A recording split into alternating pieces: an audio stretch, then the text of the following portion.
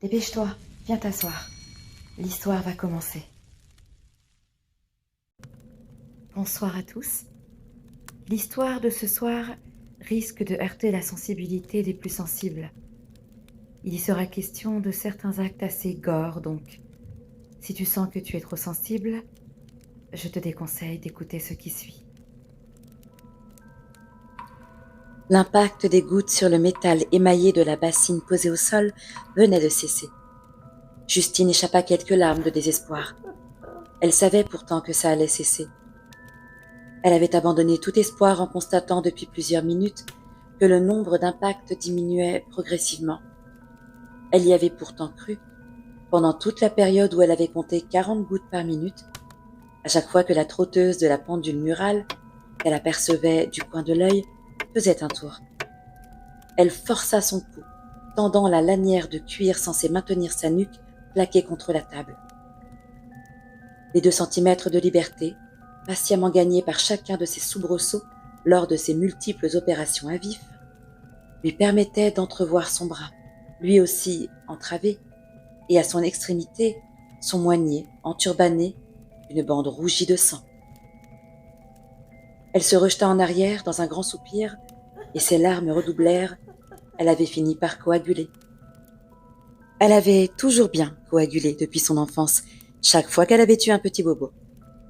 Elle serra les dents de rage, maudissant ces plaquettes qu'elle avait en abondance et qui l'empêchaient de se libérer.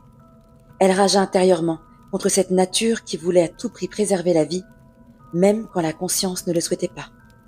Elle y avait cru. Elle en avait presque souri. Elle avait calculé. On était au milieu de la nuit.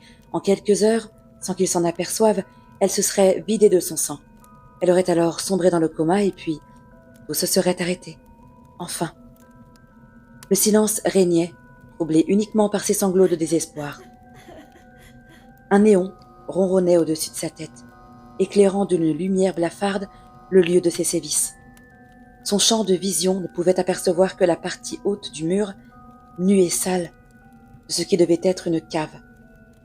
Elle ne pouvait se défaire de cette pendule qui égrenait le temps de sa trop longue souffrance. Parfois, malgré la douleur lancinante qui émanait de ses entrailles, elle s'assoupissait, sombrant dans un sommeil sans rêve. Lorsqu'elle se réveillait et reprenait pied, dans son horrible réalité, son cœur accélérait à mesure que son angoisse se réinstallait. Depuis 11 jours, elle endurait son supplice.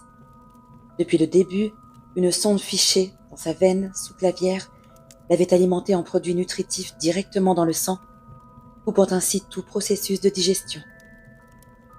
Le 2e jour, il s'était penché au-dessus d'elle avec un sourire ravi et lui avait expliqué que son pancréas et son foie ne lui étaient plus d'aucune utilité.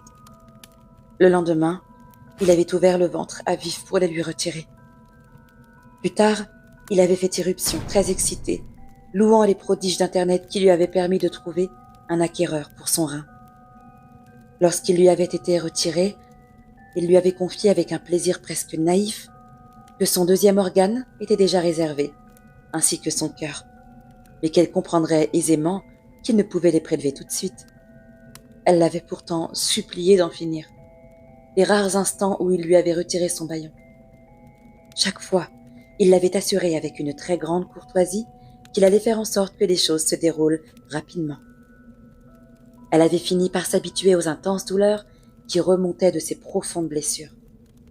Mais les vives brûlures qui l'attaquaient par vagues roulantes n'avaient rien de comparable avec l'insupportable lancement qui émanait à présent de son bras. Elle l'entendait crier de joie dans la pièce à côté, heureux d'avoir vendu sur Internet une de ses mains à un laboratoire brésilien spécialisé dans les greffes. Muni d'une scie circulaire, il lui avait tronçonné à vif l'avant-bras, à 13 cm au-dessus du poignet, comme lui avait indiqué son client.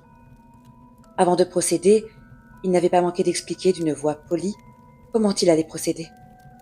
Alors qu'il traçait des pointillés au marqueur indélébile à la côte exacte sur le bras, il avait rappelé combien elle devait être fière de contribuer à faire évoluer la recherche. Peut-être avait-il remarqué alors les yeux horrifiés qu'elle roulait, ou bien avait-il prêté attention à ses gémissements d'effroi étouffés sous son bâillon, car il lui avait souri en lui certifiant que tout se passerait au plus vite, avant de mettre en marche la scie circulaire.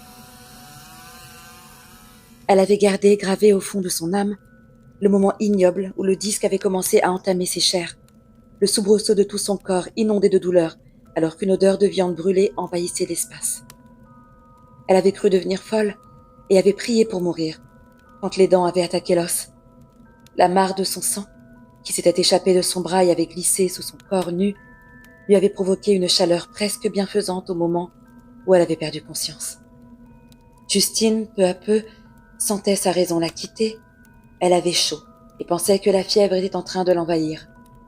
Aurait-elle raison de son corps, avant qu'il n'ait le temps de l'éradiquer à coups d'antibiotiques?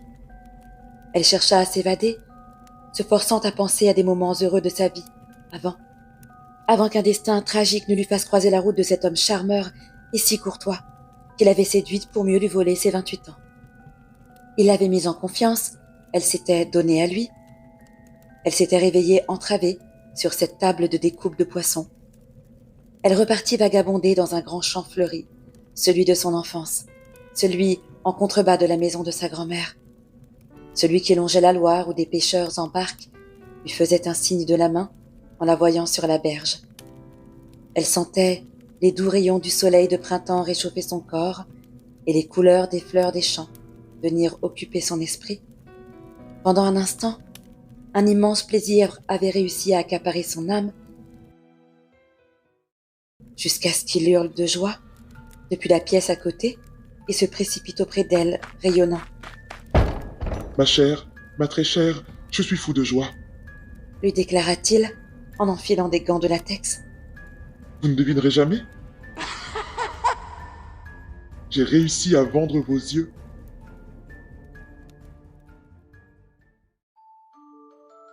N'hésite pas à t'abonner, liker, commenter